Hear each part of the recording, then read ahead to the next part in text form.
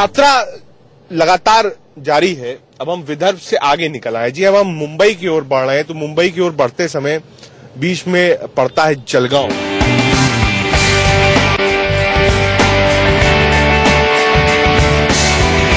स्वर्ण नगरी कहा जाता है जलगांव को। जी हाँ, जितना गोल्ड का प्रोडक्शन है, जितने गोल्ड की मार्केट्स हैं महाराष्ट्र में, वो सब यहीं से जाती है। तो आप कह सकते हैं जो गोल्ड मार्केट है महाराष्ट्र की, उसे जलगांव के रूप में जाना जाता है।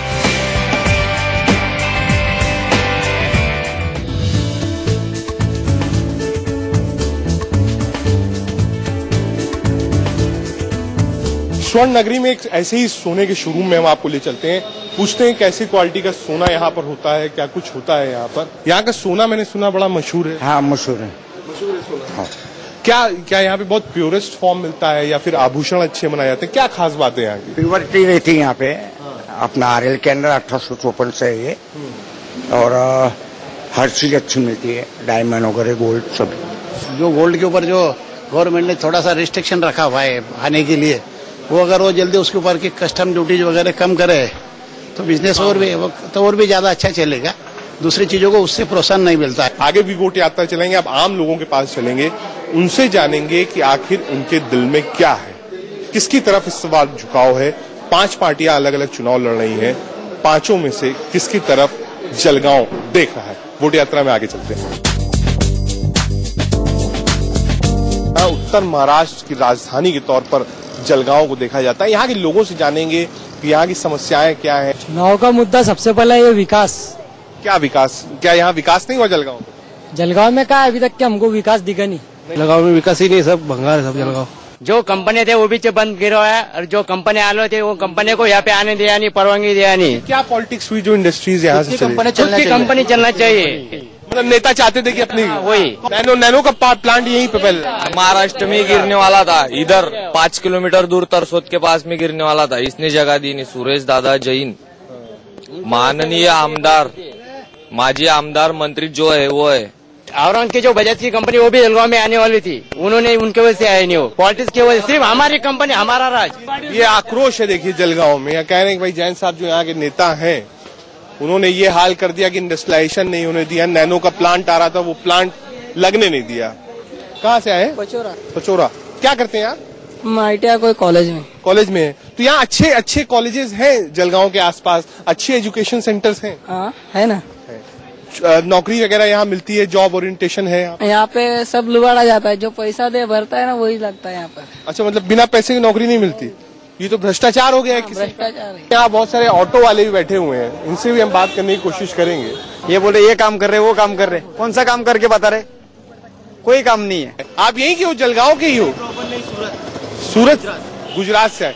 अच्छा, यहाँ मोदी सरकार की वहां से आए। अच्छा, गुजरात में जो मॉडल हमने देखा, उसको जब आप कंपेयर करेंगे यहाँ जलगांव में आज आप है, कंपेरिजन है ही नहीं जलगांव से कोई। गुजरात का जलगांव का ना सड़क या ढंग की है, न कचरा। नेता लोग कुछ काम ही नहीं करते यहाँ पे। यहाँ जो बीजेपी का वोट डलेगा वो खड़से के नाम पे डलेगा या मोदी साहब के नाम पे डलेगा? वो तो मोदी साहब के, मोदी साहब। हाँ, दोनों भी अच्छे हैं। खड़से साहब भी प्रतिमा सही है और मोदी साहब की प्रतिमा एकदम स्वच्छ है।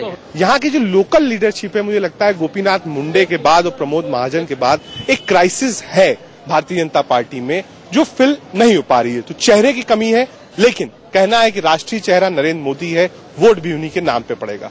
कैमरामैन मोहित के साथ रथ Rakesh Tandon, India news, Jalgaon.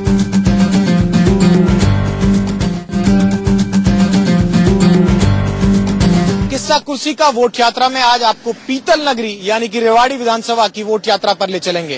Captain Ajay Singh Yadav जो यहाँ के बहुत बड़े नेता हैं, 6 बार विधायक रहे हैं और मंत्री भी रहे हैं मौजूदा सरकार में।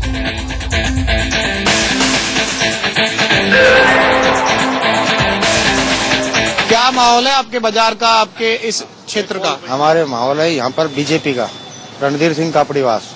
और उसकी वजह क्या है? उसकी वजह ये मोदी की वजह है। मोदी की जो लहर है उसकी वजह से सारी युवा पीढ़ी उसकी 65% उसके साथ है। फिलहाल रेवाड़ी का सारी सड़कें टूटी पड़ी है, सीवर वगैरह सारा खराब है, यानी रेवाड़ी का बुरा हाल है जिस टाइम। तो विधायक ने ये आगे मंत्री कुछ भी काम नहीं करवाया। ये लोग सब लड़ ही रहे हैं, लेकिन माहौल से यही लगता है कि इस बार का प्रवास मोदी की वजह से, ज्यादा और कोई वजह नहीं है। इसी की वजह से वो क्लियर जीत मारेंगे, इसमें कोई दो राय नहीं है।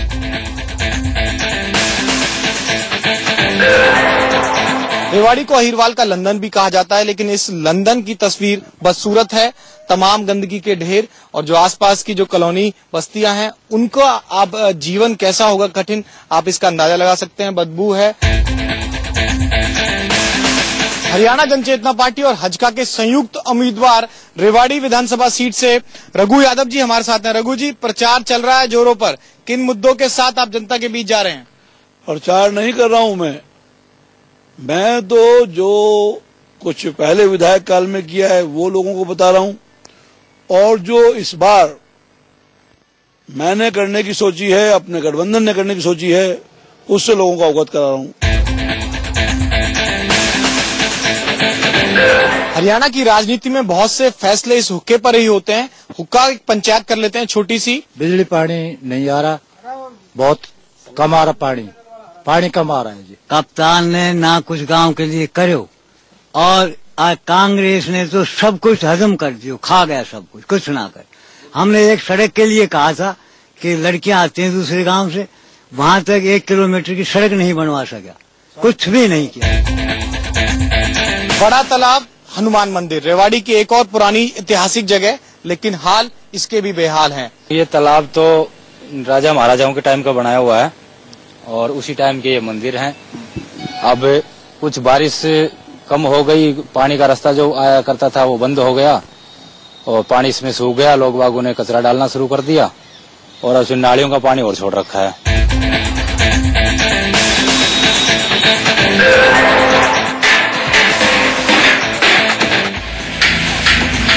रेवाड़ी पीतल नगरी की ये ठटेरा बस्ती है। यहाँ इस तरह के छोटे छोटे से कारखाने हैं। कोई प्रोत्साहन मिला है? नहीं मिला है? नहीं मिला, कुछ भी नहीं मिला, कुछ नहीं मिला। इसकी वजह से हमको इसके बर्तन की वजह से ज्यादा खराबी हुई है, स्टील की सीट की वजह से मेहरबानी कम हुई है। सरकार कुछ भी ध्यान नहीं दे पा रही है इधर, उनको सिर्फ वोट मांगने आते हैं। रेवाड़ी के मेन बाजार में कुल्लो की चाय और ये जो इमरती है बहुत खास है, बहुत फेमस है। वादे तो हमेशा मीठे मिलते हैं और उसके बाद का रिजल्ट? उसके बाद के रिजल्ट कड़वा। तो खिचड़ी है अभी रेवाड़ी विधानसभा की। समोसे, कचौड़ी, इमरती और जलेबी सब मिले हुए हैं और इस तरह का व्यापार है। खैर, अभी जो मिठास है नेताओं के मुंह पर ज्यादा है। अब जब इलेक्शन निकल जाएंगे कितनी मिठास रहती है ये वक्त बताएगा। वोट यात्रा में कुछ और गांव की तरफ चलते हैं। कुछ महिलाएं हमें नजर आ रही हैं, पूजा पाठ करने आप लोग जा रहे हैं। ताई राम राम। कितने आदमियों के वोट हैं यहाँ? 2-3 हजार तो होंगे? नहीं कम है? कम है, 10 से वोट मुश्किल था। कोई किमी कह रहे भाई यो बनवावांगा, यो करवावांगा, थारी समस्या दूर हटावांगा। तो आपको कैसा नेता चाहिए इस गांव से? नेता अच्छा ही चाहिए सामने। तो बेरोजगारी का जो मुद्दा था वो इस विधानसभा में भी नजर आया। धारूवेड़ा इंडस्ट्रियल एरिया होने के बावजूद, रेवाड़ी पुराना एक उद्योग नगरी होने के बावजूद इस तरह की समस्याएं सामने आई। ये वोट यात्रा का सफर यहीं खत्म करते हैं। एक और विधानसभा पे चलेंगे और देखेंगे क्या है वहाँ की जनता का वोट।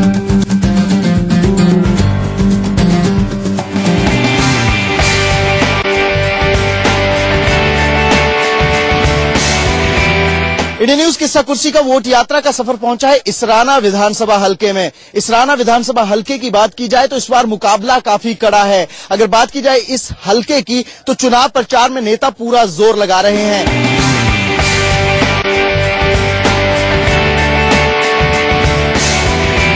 हम इसराना विधानसभा हलके में मौजूद हैं। लोकल टेम्पो में हम ट्रेवल कर रहे हैं, गांव की तरफ जा रहे हैं।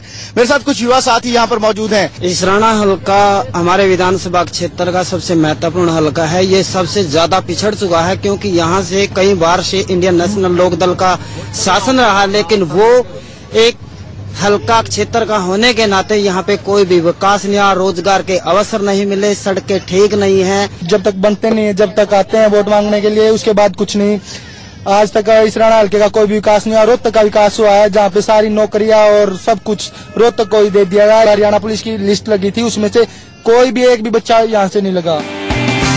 जो मौजूदा सरकार थी बिल्कुल उसने कुछ काम नहीं किया यहाँ पे, और जो आगे आएंगे उसको हम यही कहेंगे विकास करके दिखाओ, तभी विकास के नाम पर वोट दिया जाएगा। जितना भी इसराना विकास किया है वो इनेलो ने किया है, उसके सिवा किसी ने कोई विकास नहीं किया यहाँ पे। यहाँ व्यक्तिगत राय अपनी एक युवा साथी दे रहे थे। भाई साहब, आप चलाते हैं ऑटो इसराना में, कितनी दिक्कतें आती हैं और आप नेताओं से क्या मांग करेंगे?